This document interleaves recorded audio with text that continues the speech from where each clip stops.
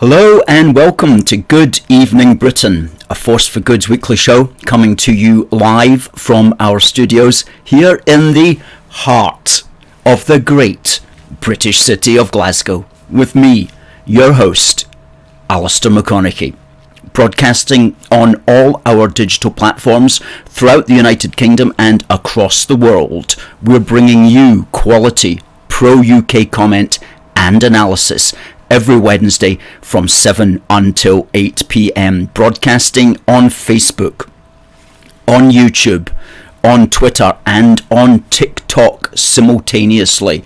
Good to see everybody coming in. Hello to the folks on TikTok. Hello to Danny. Hello to Francis. Hello to all the good folks. Please send in your comments and your thoughts on matters tonight. And I just want to give a big welcome to the first in the house, who was Derek Hart. Good evening. I hope you are well and welcome back. Also, good evening to fellow Brits around the world. Hope everyone is doing great. And Debbie, hello to you, says, delicious to see the SNP throwing their toys out of the pram once again. Well done to the Scottish Secretary, Alistair Jack. Indeed, he has surpassed himself. Many of us didn't think he would do it, but he has done it, and he has said to the SNP Green maladministration, which we have at Holyrood, he said, no, your law is a load of nonsense, and we cannot have that within the context of the United Kingdom. So thankfully, that has created a great deal of upset in the correct ranks, and all the SNP and Greens are all arguing with each other over whether or not they should have done what they did, and more about that in a moment. But it is, as Debbie says, delicious to see them all falling out with each other on that particular matter. Hello to Harry and all AFFG and unionists this evening. Francis Moon says, what do you think of the new law to have to show ID at the polling station to vote? I'm not sure it's a new law as yet, but anything that improves the integrity of the vote is absolutely essential, and anybody who would question the integrity of the vote is an enemy of democracy. If you're trying to make voting easier, and if you are trying to ensure that it's very easy to rig it, then you don't believe in democracy. So anything that tightens up the integrity of the vote is essential if democracy is to continue into the future. Hello to Ryan and to Catherine and to Stuart from Elgin, and also to Derek. Good to see Derek, and of course D Stanners in the house. And to Tom, hello to all fellow unionists. And Jeff, who says, thank you for your hard work.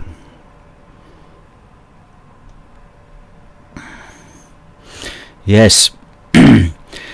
And Sean goes, what do you think of Douglas Ross? Well, we've got one or two points that we're going to make about that whole thing later in the programme, including Douglas Ross also.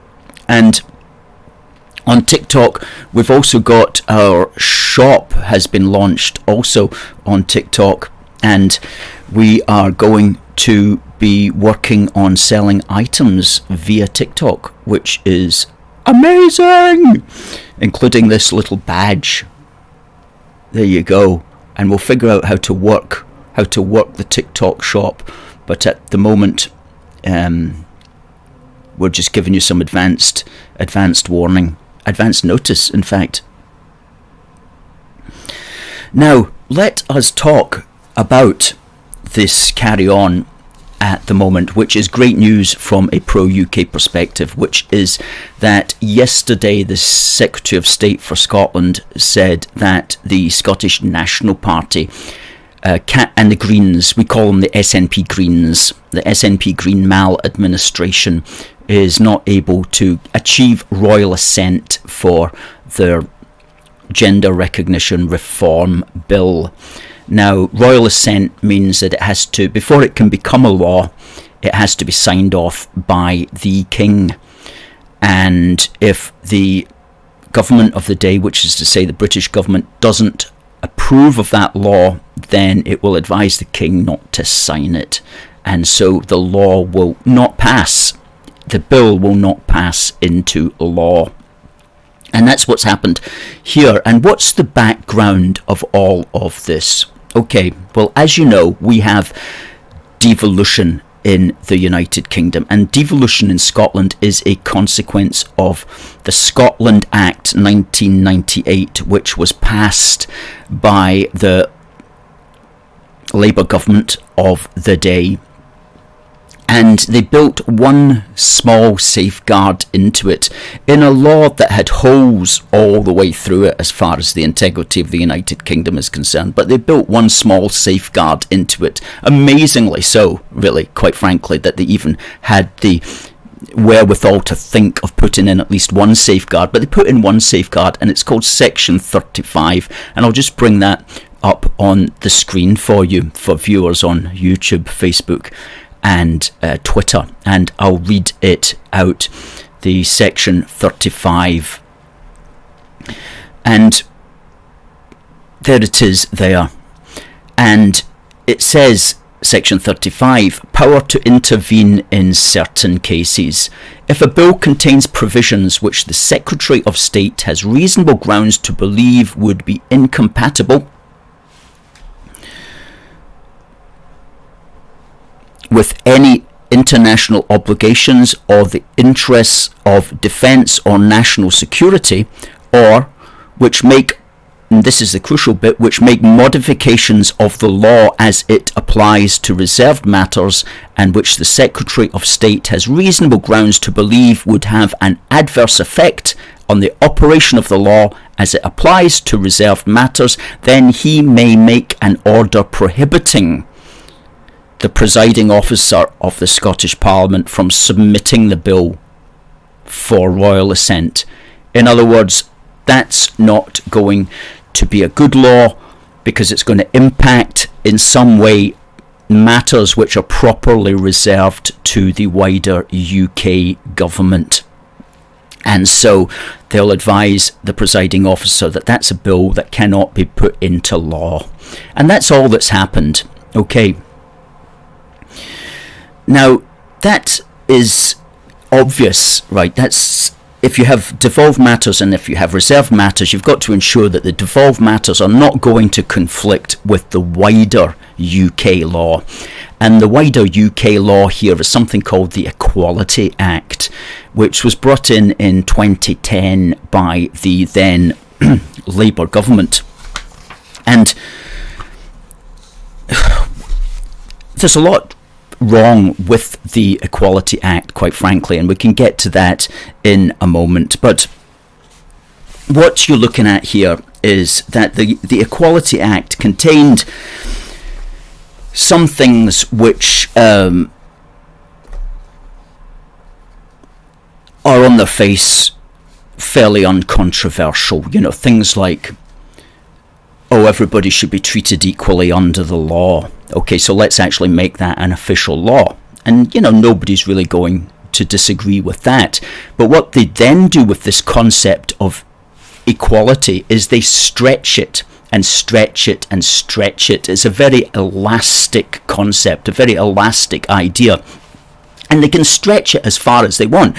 They can stretch it to the point of view where, oh, if a man identifies as the back end of a horse, then if you're his employer, you have to follow him around all day with a shovel and clean up his shit, basically.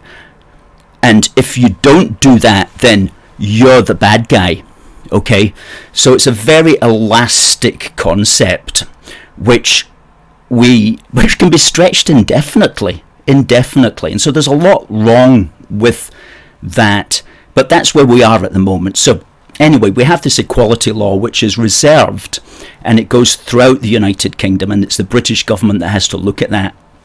And what they're saying is that this particular law in Scotland is going to cause difficulties throughout the rest of the UK if people have signed up to this gender recognition reform in Scotland, and then they move to the other parts of the United Kingdom where that's not the law, that's going to cause trouble with the Equality Act. It's going to be a conflict in there. And so they can't, understandably, whatever you may think about the Equality Act, obviously they can't have that. So it's that technical reason that they have prohibited it. Okay, so that's the background, but that's how devolution is meant to work. You know, you get Nicola Sturgeon at the moment going on about how this is an assault on devolution. No, it's not. It's how devolution is meant to work. Okay, we're not living in a federal state. We're not living in an separated Scotland. We're living in a United Kingdom that has devolved areas, but who these devolved areas have to answer to the wider British picture run by the British Parliament, the central British Parliament. And you know, we put this together once in a graphic, how to understand devolution, how devolution is meant to work.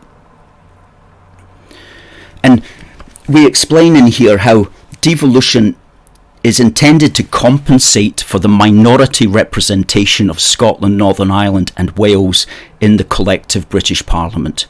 Okay, because of the various sizes of the four parts of the United Kingdom, England dominates in that sense. It has 533 of the 650 MPs. Okay, now from the ideal of a Scottish and British unionist, these 650 MPs should not be voting for their own parts of Britain. They should be voting for the policies and ideologies of their party without specific consideration of whether they're voting as an Englishman, a Scotsman, a Welshman or a Northern Irishman. They should be voting as Britons for the United Kingdom's best interests. However, if you're a Scottish nationalist, you very much break that up and you say, oh no, Scotland is hugely underrepresented as a nation per se. And so devolution is meant to compensate for that underrepresentation of the nations.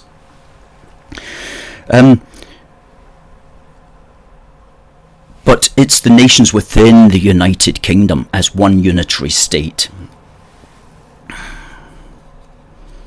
But it's how devolution is meant to work. And if you don't like that, then what you have to argue for is separation. You have to argue for independence if you don't like the way that it's working at the moment. And of course, Scottish nationalists don't. But what I don't like about it is that they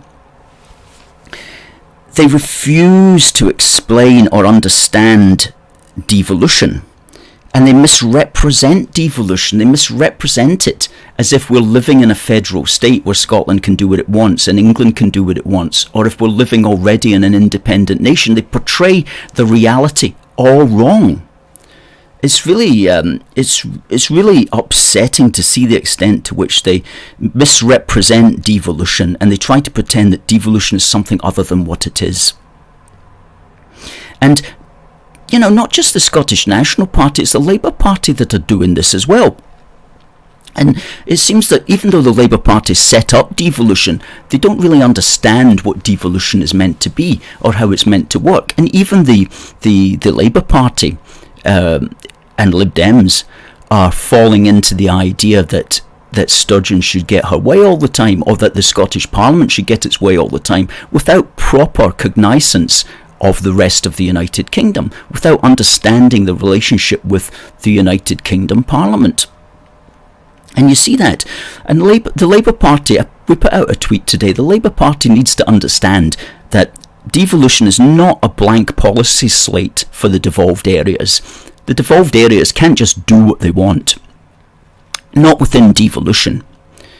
If they're separated, if they're independent, they can do what they want. But within devolution, it's not a blank policy slate just to do what you want. That's the first thing. Secondly, it's not meant to allow devolved policies at the expense of the wider United Kingdom. That's why we have a Section 35. A devolved part of the United Kingdom can't make up a law that is going to be bad for the rest of the United Kingdom, or it's going to cause problems for the rest of the United Kingdom. You can't do that within devolution. And thirdly, devolution is not some kind of Trojan horse that a devolved parliament can use against the integrity of the union. It's not some kind of Trojan horse where you can get in there and you can use it in order to undermine the union. That's not the point of devolution. And it's not meant to be some kind of battering ram against whoever happens to be the UK government at the time. It's not a Trojan horse, and it's not meant to be a battering ram.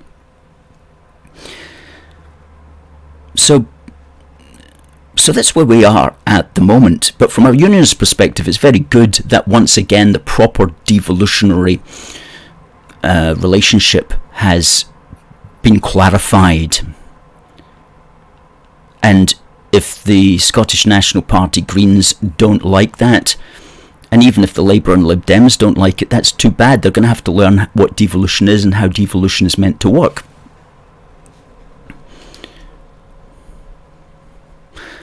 We shout out to Dave Score.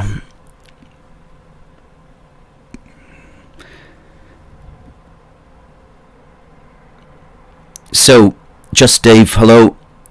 Northern Ireland says British and proud. Says hello from Northern Ireland. Good to see you, sir.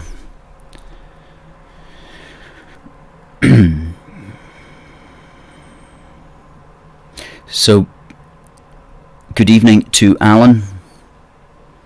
Kevin says something that's very important. They shouldn't have allowed the SNP to call themselves the Scottish Government. It used to be called the Scottish Executive. Absolutely. And they should stop that nonsense, because that's what confuses people. Because if you don't understand that the devolutionary arrangement, then, and if you think that somehow Holyrood is on the same par as Westminster, then you're going to think that they're both the same governments, and you're going to not understand why Scotland can't get its way all the time. So words do mean things, and words can really confuse the issue. The phrase Scottish Executive helped us to understand the relationship, which was not a linear horizontal relationship between the two, but it was rather one with the British Parliament being the overarching Parliament, with the branches coming off it, which were the devolved assemblies that were not on the same par as the central British government. But that word government, that confused the relationship, and that's why there's so many Scottish nationalists now, because they think that the Scottish government should be the same as the British government. It really confused the relationship, and I don't see how that's going to get better, because even Rishi Sunak is constantly falling into that particular trap. Alan says that he saw the SNP leader at Prime Minister's Questions today, and he comes across as a dangerous man. Pumpkin says there's too outspoken, I think, sir, was the answer.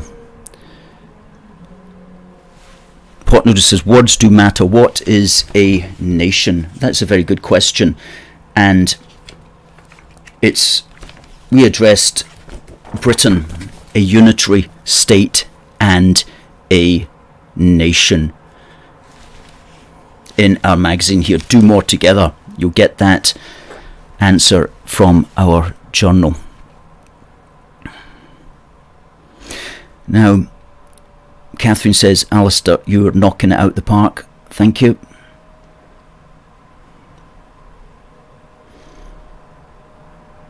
Good to see Becky. Hope everyone is good. We absolutely are, Becky.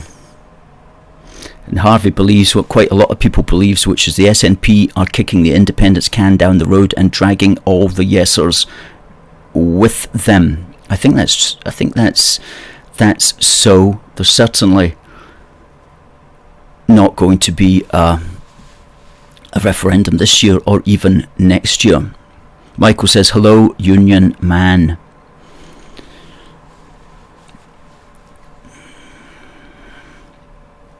So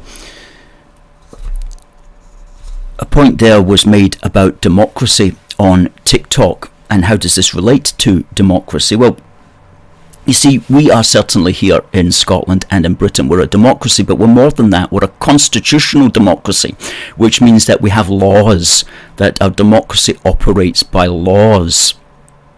And these laws are there because everybody has to be protected, even the people who disagree with the majority. And democracy isn't just simply about sheer weight of numbers voting on one day several years ago, therefore that somehow that allows the government of the day to shoehorn in whatever policy it wants for its 5-year period. It has to be controlled by laws, whether that's the British government or by the people in Scotland.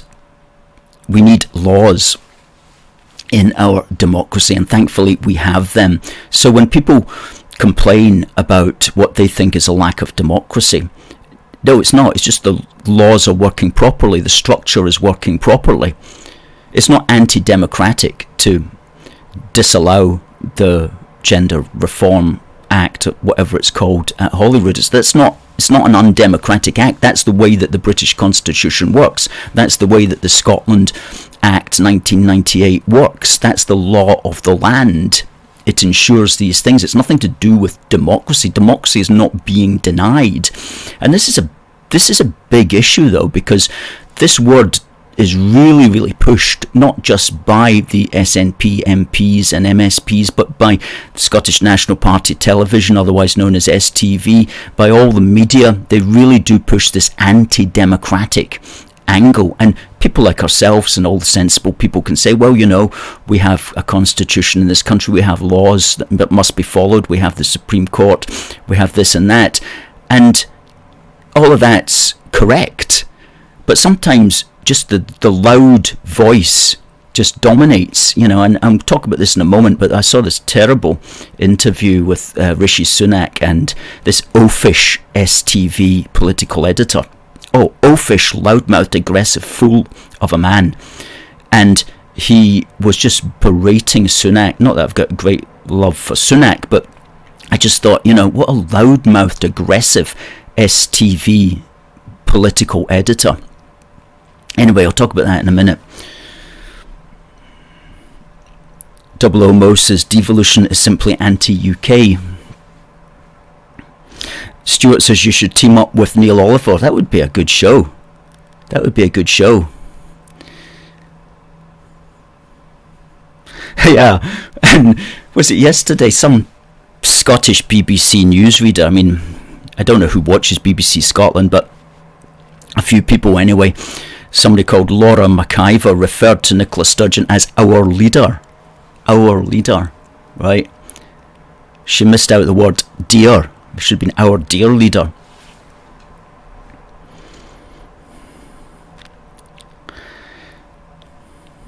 Derek says, great show, guys. Keep up the good work.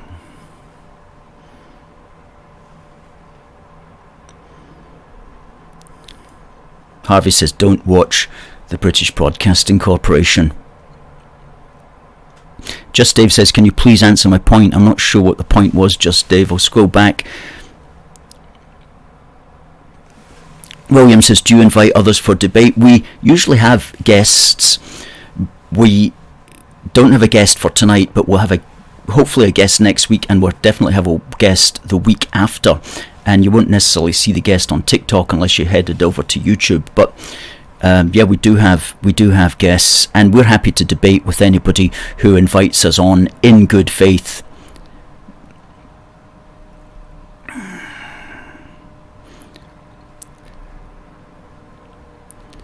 Evie says, can I be your guest? Well, Evie, we don't know quite who you are, but we'll check you out. Thomas says, Nicola Sturgeon is dragging the SNP down along with the yesers to no surrender. Freaky says, good work, soldier.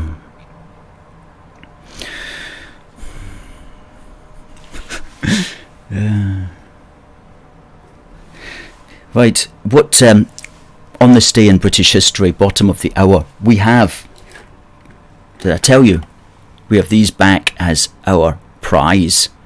The original and finest British mixed fruit travel sweets. Union Jack, check that out.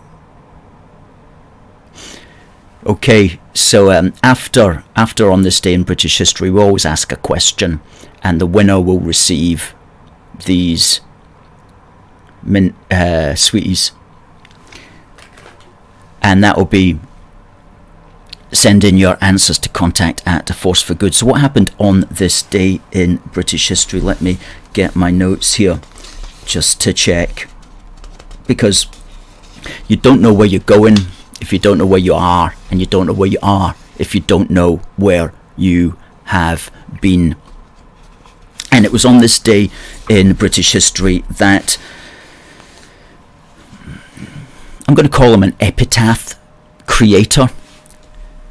You know, we see all these war memorials, tragic war memorials from the First World War around towns and villages throughout the United Kingdom, and on them are written things like, "Their name liveth forevermore," "Known unto God," and "The glorious dead." Well, who came up with those slogans? Well, it was none other than our man Rudyard Kipling, who died on this day, 18th of January in 1936. And let's throw up a photograph of him there.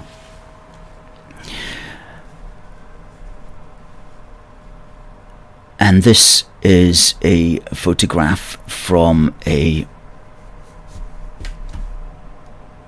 cigarette card. There he is, Rudyard Kipling, from the Kensington cigarette cards. And he came up with those phrases, although he took "Their name liveth forevermore" from the King James version of the Apocrypha, Ecclesiasticus 44:14. He found that in the Apocrypha. And as I say, he also came up with the phrases "known unto God" and "the glorious dead." And he was born on the 30th of December in 1865 in British India, in Bombay. And Rudyard means red yard, and he was named after Rudyard Lake in Staffordshire, where his parents had met. And he was cremated at Golders Green Crematorium. And his ashes are interred at Westminster Abbey. And on the back of that card, that Kensington cigarette card, we see it's a series of 50. A series, builders of empire, a series of 50. Rudyard Kipling, born in India and educated in England. He returned to India in 1882 and took up journalism. In 1886, he began to publish his poems and stories, which attracted world attention. I like this bit. They lauded men who, without hope of reward, built up the empire abroad, and poured contempt on those who were unable to visualize the empire's greatness. I like that. I'm going to say it again. And he poured contempt on those who were unable to visualize the empire's greatness. Through his influence, a new and finer conception of the empire was instilled into the public mind. He is rightly called the poet of empire. Before his time, the common soldier was considered a social outcast. Kipling showed that Tommy Atkins was the backbone of the British Empire, and he received the Nobel Prize for Literature in 1907. And that's brought to you courtesy of Kensington, the mild cigarette, which is just what the doctor ordered. Just what the doctor ordered. Those were the days of cigarettes. And you got what the doctor ordered, and you also got, and on this day, education about the nation.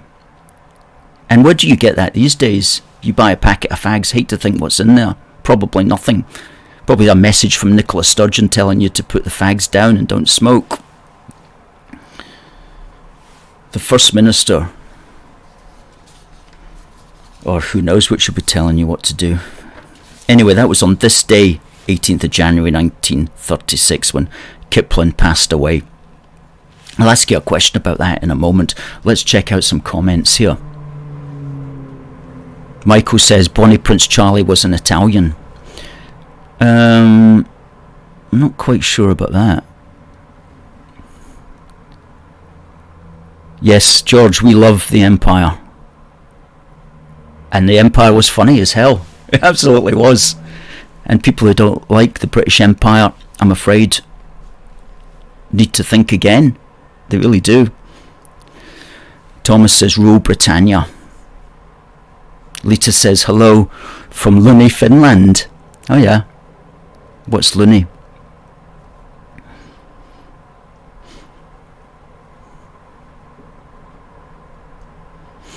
Stuart says I have Kipling's collected poems. Wordsworth Poetry Library. Excellent. Good. Good, good. He wrote quite a few good poems on British history and empire and things like that. Becky says, I remember saving the cards from Benson and Hedges, and my nana had a catalogue for hers from our embassy mild. Absolutely. I've got a catalogue in the office here. Great Britons. I should have brought that out tonight.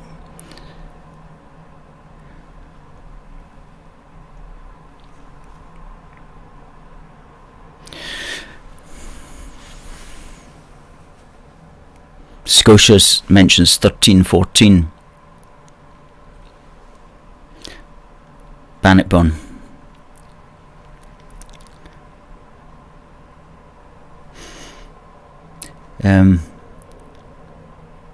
Harry says that he saw a video from Dan Hannan on YouTube talking about why free trade with the Commonwealth is better rather than free trade with the EU. He did all this in the House of Lords, and it was super interesting.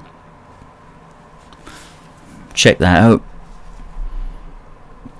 I meant to just mention about the Glasgow Cabbie event, which was last week. We've got a couple of pictures I want to put out about that. That was on the 12th. I had mentioned it the previous week when I was broadcasting here on the 4th to tell you that it was coming up, and went very well. Several hundred people outside the Holyrood chanting Sturgeon out. We've got a video of that we'll just put up.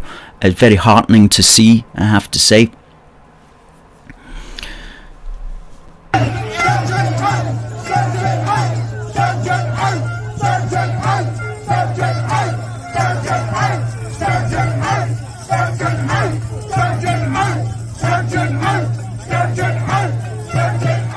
Oh, let's play that again. Can't get enough of that. Play that one again.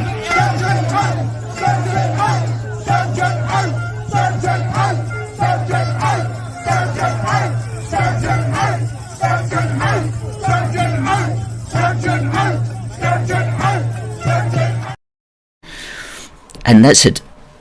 Last time I looked at it was at least 20,000 views on our TikTok channel, which is fantastic stuff.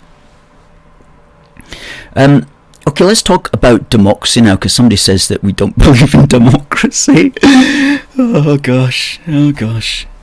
But before I do that, I'm going to ask a question for this. Now folks, send in your answers please to contact@aforceforgood.uk, contact@aforceforgood.uk, and the question is an easy one, and it's on this day in 1936.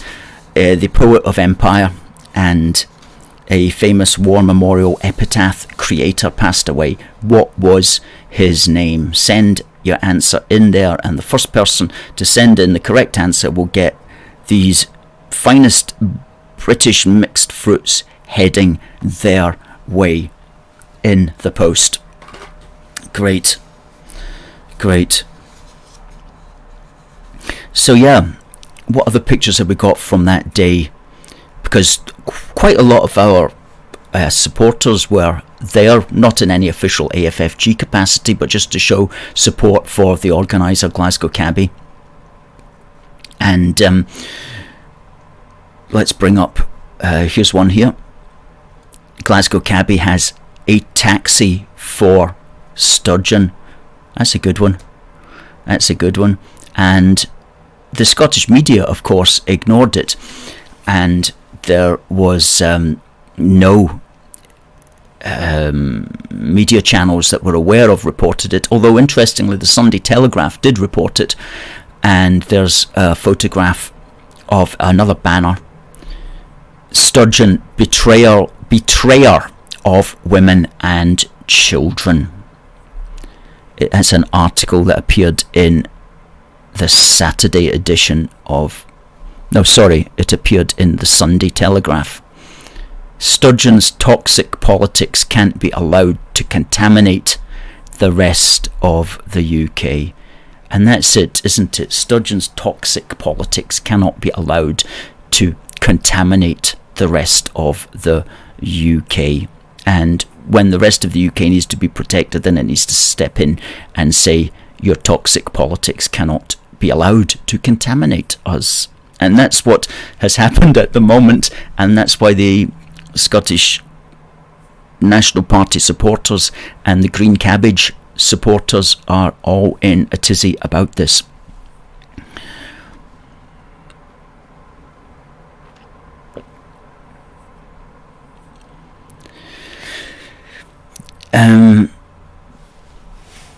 Well, somebody says there about the British Tory party plundering and destroying everything. Does that annoy us as much as Sturgeon's politics? Probably yes. If you're going to use that dramatic language, we would certainly say yes. We're not party political in any particular way, and we are against much of what the British establishment does. You know, and I think you've got to be careful not to imagine that unionists are all of one kind, because we're certainly not. And if you have bad government, you have bad government. Doesn't matter whether it's in Britain or in Sturgeon land. But Sturgeon is particularly awful. I think you have to accept that. And the idea that her and her compatriots are going to be any better when they get independence, so-called, is it's a pipe dream. I mean, it will be terrible. So, yeah, what was I going to talk about? Yeah, Rishi Sunak's visit to Scotland. He arrived last Friday, and I was just thinking about this today, and I thought to myself, you know, why does he have to come up to Scotland to meet Nicola Sturgeon? If I was the Prime Minister of Great Britain, I would sit there in 10 Downing Street, and I would invite in my devolved First Ministers to come to Downing Street. I'd say, you want to meet me? Come and visit me. Okay? You come to the mountain. Okay? I don't go to you, as the phrase has it. So, this idea that he's got to trek up to visit Her Highness at Bute House is the wrong way round. You're the Prime Minister. If your devolved minister wants to speak with you, she should come and visit you, wherever you happen to be. And maybe you have like a Scottish office or something like that. She comes to the Scottish office. She comes to Queen Elizabeth House in Edinburgh to meet you. You don't go off to meet her somewhere. Now, he did meet Nicola Sturgeon. I'm not quite sure where, but it certainly, thankfully, wasn't in Bute House, so he didn't have to do the degrading going up the steps while she stands at the top of the steps of Bute House looking down upon him contemptuously as he struggles up there, like what Boris Johnson did and what Theresa May did. And the spectacle of that was so degrading to them. Unbelievable that they were advised to do that. Anyway, Rishi Sunak thankfully did not do that, but he still got it the wrong way round in that really she has to come to visit him. He shouldn't have to go to visit her. Anyway, that aside, he got interviewed by Scottish National Party Television, otherwise known as STV.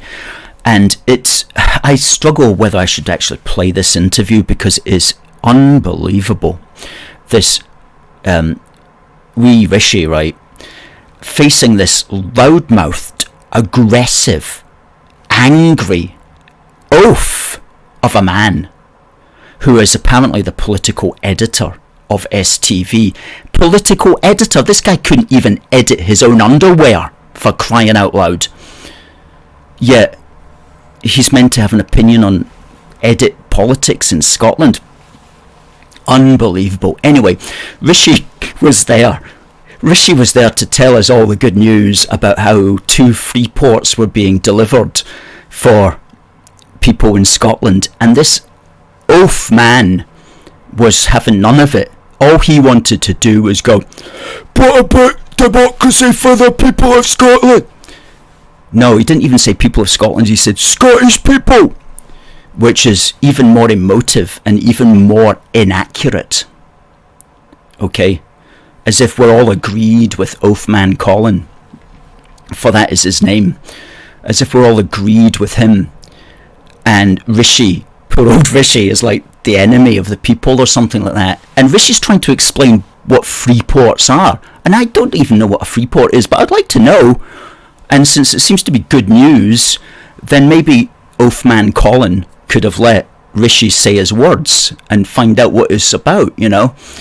But Oafman Colin was having none of it, absolutely was having none of it, and was getting really aggressive in his tone also. And I thought, that's just awful. That's just awful.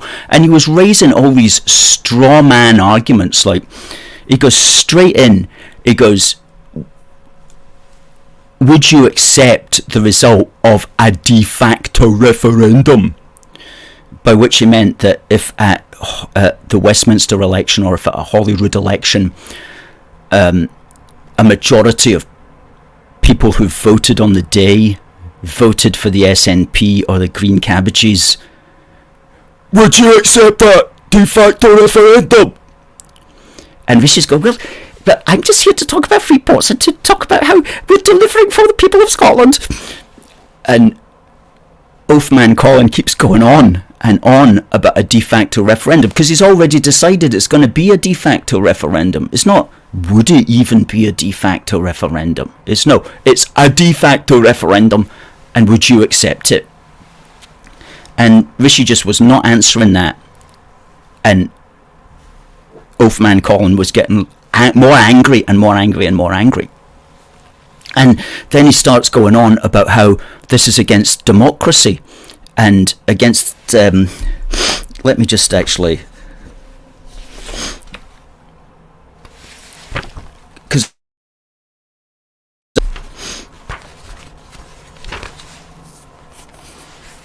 yes, are you saying that the people have no democratic right to express their own opinion on Scotland's democratic future?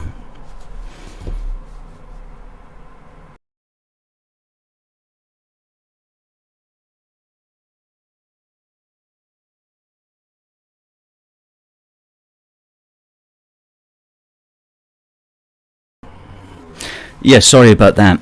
So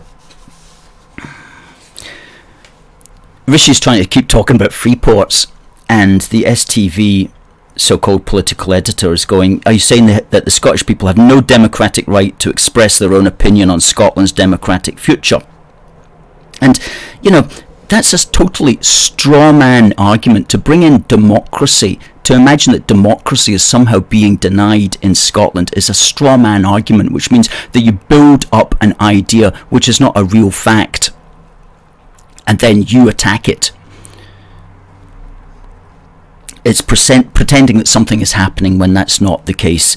And in this case, pretending that there's no democracy in Scotland. Well, you see, the people of Scotland decide their democratic future every time they go to the ballot box, whether that's at a local election, or whether it's at a Scottish election, or whether it's at a British parliamentary election, or perhaps at a referendum. You're always, when you vote, you're deciding Scotland's future. So the people of Scotland have democracy.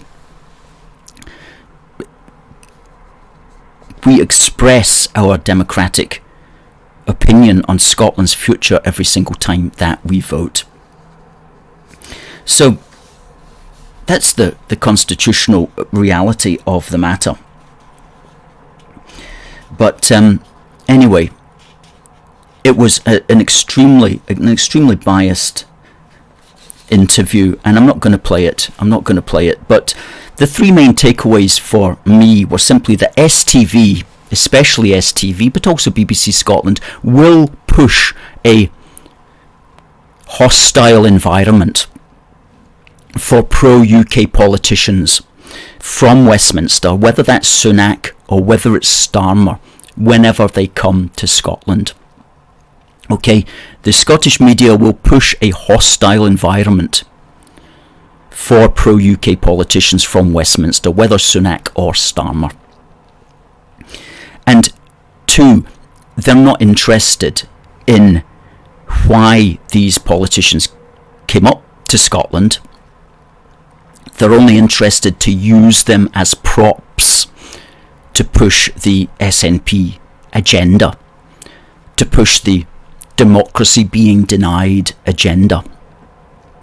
And the third takeaway for me from that as well was that they will use straw man arguments based on the false concept of some kind of denial of democracy in order to aggressively push their anti-UK agenda.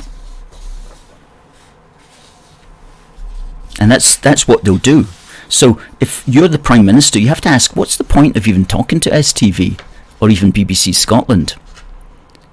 You have to make up that decision for yourself, of course, but there may be no real point. If you're just going to be used as a prop, what's the point of even talking to them?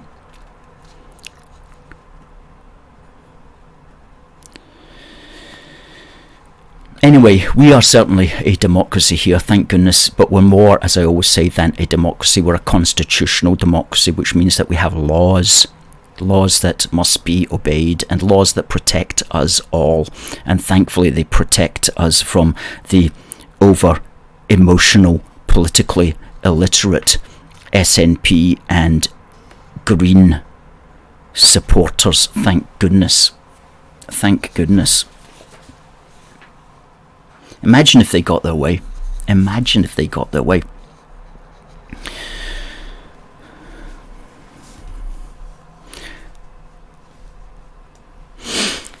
STV Colin is an SNP puppet planted there, I'm convinced, says Alan. Tend to agree that he's an SNP fanboy, no question about that. And yeah, says Alan, the SNP should not be allowed to run on a mandate that involves policies that they have no powers over.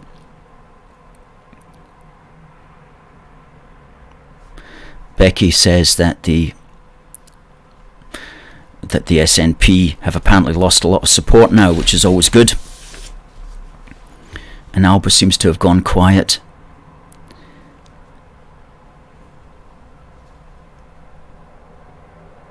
Ryan says the UK government has temporarily grown a backbone in issuing the Section 35 order.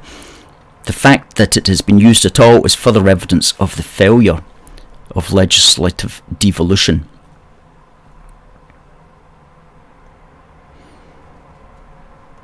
Yes, as Alan says, Rishi didn't go to Butte House to be paraded by her in front of her row of saltires.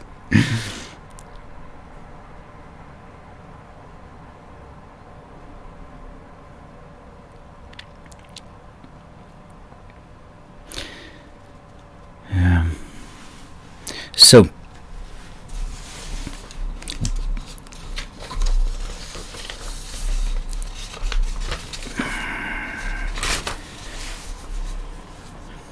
I want to just bring attention to this article. The SNP's latest separatist plot must be defeated. And this is by David Frost, and he's talking about, this was written just a few days ago, so it's before the Section 35 order was written. And he points out the fact that Scotland is a historic nation within the unitary UK state, with certain powers devolved from the centre. That's just what we were saying earlier. Now mostly incompetently exercised, as the decline in Scottish education standards or the shocking ferry procurement saga illustrate. The SNP want discussion of those devolved powers to be taboo. It must not be. Devolution has gone too far, and the SNP is able to exploit for its own purposes powers on many issues normally exercised at the British national level. For example, why does Scotland get to run its own census badly, exercise its own public health powers during the pandemic, or have its own food standards? Of course, all of these things should never ever have been tolerated, and a lot of that is because devolution is the wrong way round, as I always say. And as we wrote in our journal here, Do More Together, get devolution the right way round. The way that it is at the moment is that everything is permitted, everything is devolved, except that which is written down as reserved. And what that means is if that you forgot to write it down as reserved, then it's permitted. And that's why you have things like the census being run separately. Goodness me, if the British state needs anything, it needs one unitary census, but they forgot to write that down as reserved. And so, as I say, everything is permitted under the so-called settlement. And so the SNP can just expand into all of these areas that have not been written down as reserved. The proper way to do devolution is that you write down only that which is devolved, and everything else is presumed to be reserved. And we explain that here in our magazine Do More Together, which you can get at our shop. This is a 40-page magazine, which is in itself an education in authentic unionism. And Lord Frost here finishes. The British government, any government at Westminster, must recognise that it is in a political struggle with the SNP for the future of the country. A political struggle for the future of the country. It must stand up for the more than half of the population of Scotland that does not want independence, yet must live with the prospect that if politics suddenly turns against them, their whole national identity, British, their lives, their families, their pensions, the contents of their own bank accounts, if they've managed to accumulate any within a Scottish tax regime even more punitive than England's, could be upended at short notice. That struggle won't be won by appeasing the SNP. That can't be done.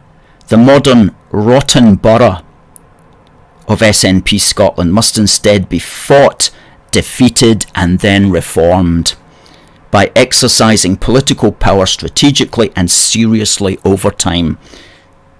That has to start by using Section 35 next week.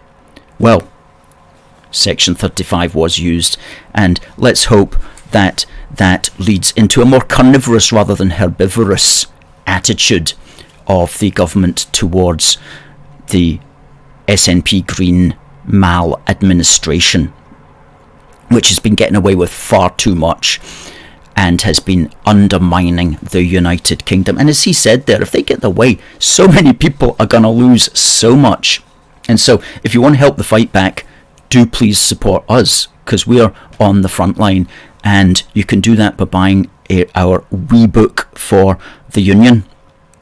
It's only a £5, folks, and it is a great introduction into what the United Kingdom and this unitary state is. We've also got other stuff in our shop, which is at shop-1. There we go. aforceforgood.uk/shop-1.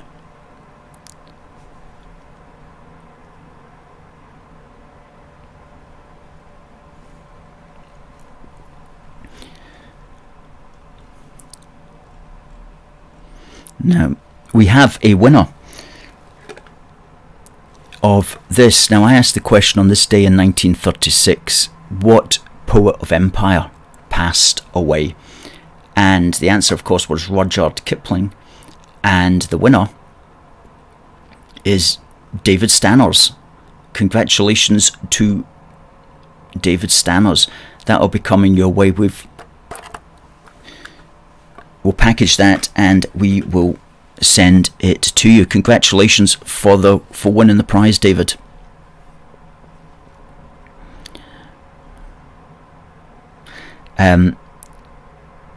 Becky says she loves the Kelpie cards. That's good. Now, I do believe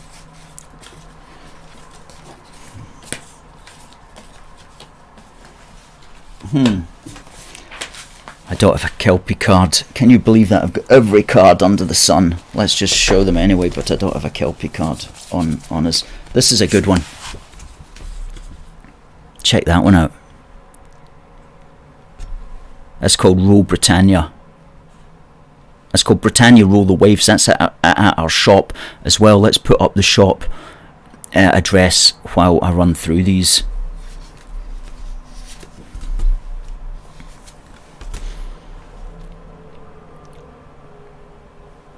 There we go.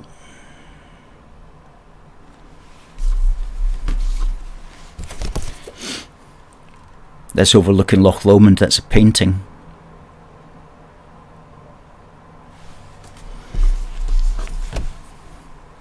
That's on the Royal Mile.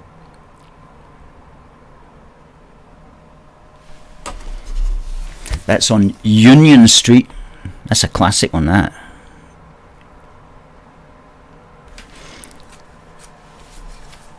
I've got a new King James one, because this is the 420th year of the union of the crowns, which joined the Scottish and English crowns together.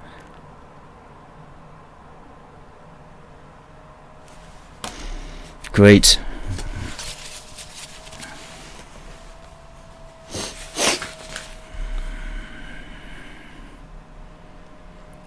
Tommy says, well done, David. Catherine says, congratulations. Harvey says, well done. As does Debbie, says, congrats. And does Harry. As does Alan. As does Becky. Lots of congrats coming in for D. Stanners.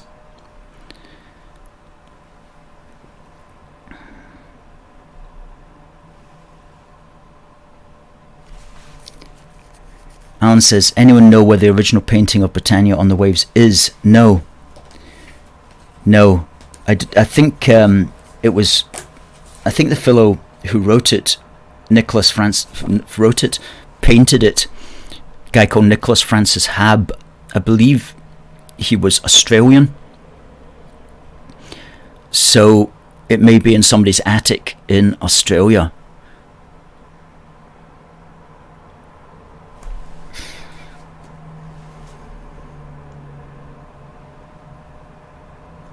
Stuart enjoyed the show. Thank you, Stuart. Good to have you on as always. Very informative show.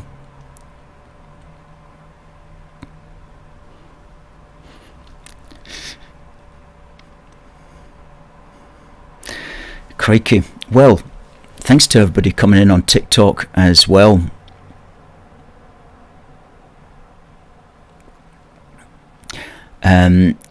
To proud Scotsman there, James the Sixth was, of course, the son of Mary, Queen of Scots.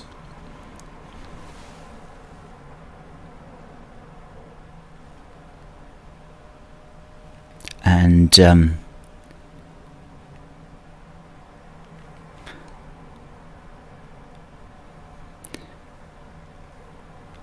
just trying to looking at that. Okay, folks. That's top of the hour, so we're going to bring the show to an end. Thank you very much for watching. We will be back next week, same time, 7 to 8. Thank you very much to everybody who sent in your comments. Thank you to everybody who's been watching. I hope you've enjoyed the show. got a lot to get through. I'm going to try to put some of that into an article which we'll put out on our website this week, bringing some of those thoughts together, because they need to be said in an article. So until next week, it just remains for me to say, God bless the United Kingdom and God save the King. See you next week.